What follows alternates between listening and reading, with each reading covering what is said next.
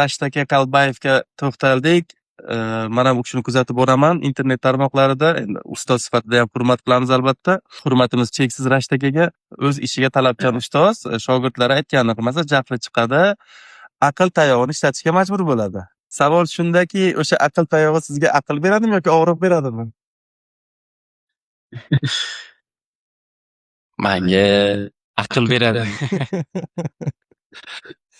Chunki o'sha aql tayog'ini ishlatmasa biz rezultat qilmaymiz-da. Rezultat qilmaymiz emas, misol uchun rezultat qilishimizga sababchi-da. O'sha aql tayog'iga ham rahmat aytmoqchiman.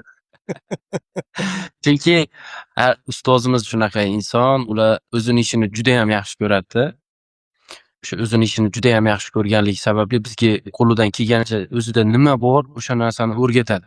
Agar biz o'sha narsani noto'g'ri qilsak, keladi aql tayog'ini ishlatishga to'g'ri keladi-da. Xullas, men o'rgatgan narsani olsang ham olasan, olmasang ham olasan deb aql tayog'ini ishlatishga to'g'ri keladi. Men o'rgatgan narsani olsang olasan, olmasang aql tayog'i bilan olasan deyiladi. Xuddi shunday.